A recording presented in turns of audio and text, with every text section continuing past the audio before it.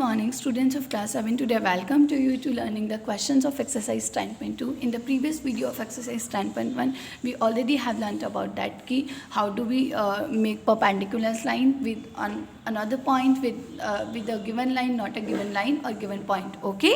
So अब देखिए construction of triangles. But इस एक्सरसाइज में हम पढ़ेंगे और बाकी के जो हमारे नेक्स्ट 3, 4, 5 जो एक्सरसाइज हैं इस चैप्टर के, उन सब में हम कंस्ट्रक्शन ऑफ ट्राइंगल.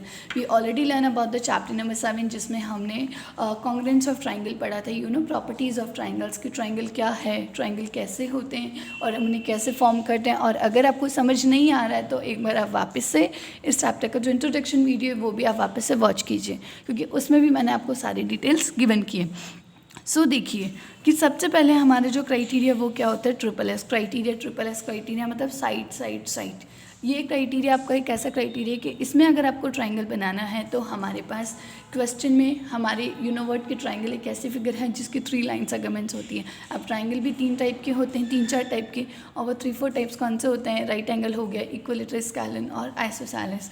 लेकिन इन सभी के अंदर तो ट्रिपल एस क्राइटेरिया सिर्फ आपको एक बात बोलता है कि आपको इसके अंदर आपका जो क्वेश्चन है उसमें तीनों ही लेंथ गिवन होगी, और उन लेंथ को मेजर करते हुए, लेंथ को यूज़ करते हुए आपको क्या करना होता है, ट्राइंगल बनाना होता है. So let's see an example कि constructor triangle A B C given that. अब देखिए आपको एक ट्राइंगल बनाने के लिए बोला है और बोला कि आपको कंस्ट्रक्शन करना है एक ट्राइंगल जिसका नाम क्या होगा, ए बी सी, जिसमें आप देखिए हम ट्रिपल एस पढ़ रहे हैं. ट्रिपल एस मतलब साइड साइड साइड, तो तीनों की लेंथ हमारे पास है या नहीं, हम फर्स्ट ऑफ ऑल ये चेक करते हैं.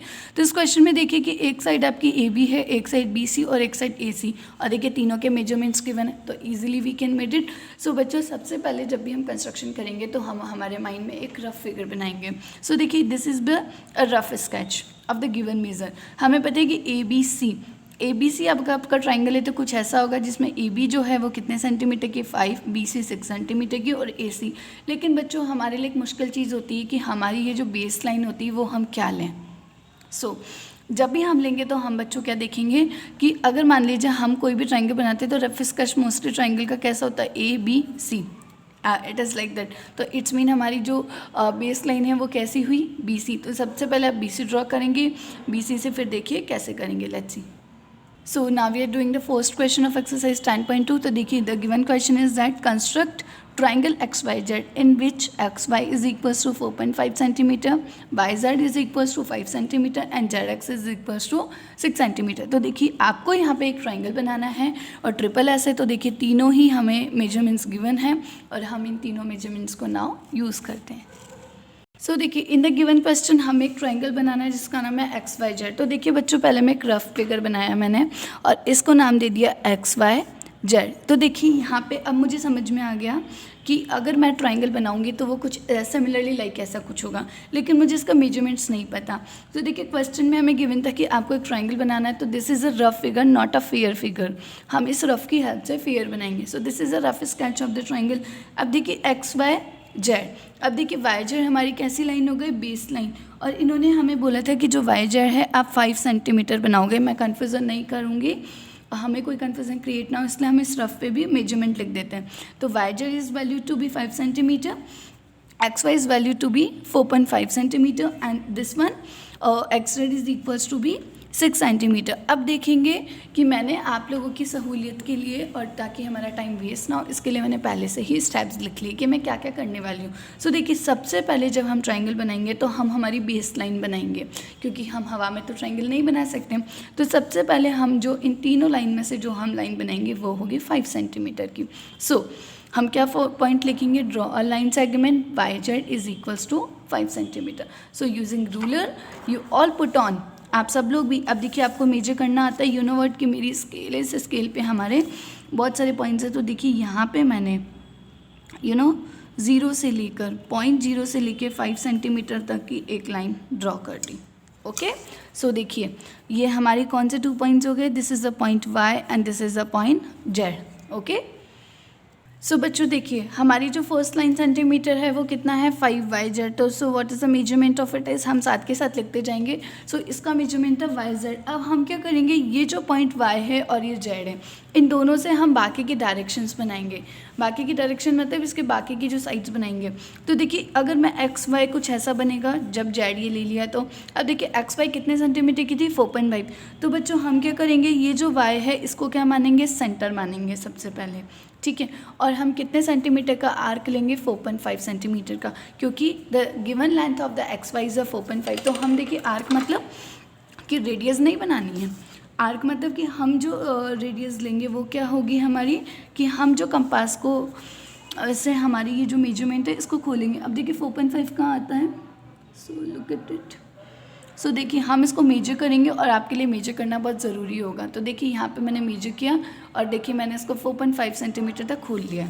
ओके, अब देखिए इस वाई पॉइंट से मैं एक आर्क लगाऊंगी, ठीक है, which is the two made it the triangle. तो ये जो मैं आर्क लगा रही हूँ, point Y is my radius and this is that. तो देखिए अब ये 4.5 सेंटीमीटर का, लेकिन अभी हम लाइन नहीं खींचेंगे क्योंकि पहले हम z पॉइंट से अब इसको कनेक्ट करेंगे। अब देखिए एक्स रेड की जो वैल्यू थी वो थी 6 सेंटीमीटर। सो अब हम क्या करेंगे, जो 6 सेंटीमीटर का आर्क खोलेंगे।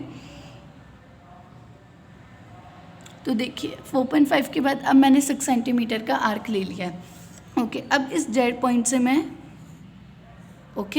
सो देखिए बच्चों ये दोनों एक दूसरे को कहाँ इंटरसेक्ट कर रहे हैं, देखिए ये दोनों एक दूसरे को इस पॉइंट पे इंटरसेक्ट कर रहे हैं। So this point is our point x, क्योंकि जो y जो था एक्स वाई वो कितने सेंटीमीटर का था, 4.5 सेंटीमीटर का, और जो आपका एक्स रेट था वो कितने सेंटीमीटर का था, 6 सेंटीमीटर का। तो देखिए ये जो साइड थी वो काफ़ी बड़ी थी और ये जो साइड थी हमारी कैसी थी, छोटी। तो हमारा कुछ ऐसा आएगा। और अगर आपको कोई कन्फ्यूज़न होता है तो आप इसको वापस से चेकआउट भी कर सकते हैं। तो देखिए तो इस तरीके से मेरा कौन सा ट्राइंगल बन गया, ट्राइंगल एक्स वाई जेड। अब देखिए मेजरमेंट से कितने सेंटीमीटर थी, 4.5 सेंटीमीटर, और ये कितने सेंटीमीटर थी, 6 सेंटीमीटर। तो देखिए हमारे रफ स्केच ये था बट फिर ये, तो देखिए दोनों में कितना डिफरेंस है, लेकिन हमने रफ बनाया, हमने जो रफ स्केच बनाया उससे हमें क्या हो गया, एक आइडिया लग गया। तो देखिए अब हमें ये भी पता है कि अब ये कौन से टाइप का ट्राइंगल है। हमसे क्वेश्चन पूछा जा सकता है कि what kind of triangle is this. तो आपको पता है कि जो हमारा स्केलन ट्राइंगल होता है वो उसकी तीनों लेंथ डिफर होती है। तो हम बोल सकते हैं कि this is a given triangle, this triangle is also kind of the scalene triangle. तो देखिए सबसे पहले मैंने y को क्या माना था, सेंटर। तो मैंने लिखा with centre y and radius 4.5 centimetre, draw an arc of the circle. Okay, अब देखिए अब इसी तरीके से हम बात करें with Z as centre and draw radius 6 centimetre. फिर जेड को मानते हुए हमने क्या किया, 6 सेंटीमीटर का आर्क लिया और दोनों को जॉइन अप कर दिया। ओके, हमने इनको जॉइन अप कर दिया और बाद में क्या लिख दिया कि join X Y and X Z to obtain the required triangle. So बच्चों इसी तरीके से हम हमारे जो ट्राइंगल्स का कंस्ट्रक्शन करेंगे। Now we do question number 2। So now the question is construct an equilateral triangle of side 5.5 centimeter. You know what बच्चों कि equilateral triangle कैसा होता है, equilateral triangle is that triangle which has all the sides are equal। तो मतलब कि हमारे लिए बहुत easy इसको बनाना। So let's see। ओके, तो देखिए बच्चों यहाँ पे हमें जो ट्राइंगल बनाना है उसका नाम नहीं दिया, इन्होंने बोला कंस्ट्रक्ट एन इक्विलेटरल ट्राइंगल। तो देखिए मैंने एक रफ स्केच बना लिया और इस ट्राइंगल का नाम दे दिया ABC। अब इक्विलेटरल ट्राइंगल कैसा ट्राइंगल होता है, जिसकी सारी साइड इक्वल होती है।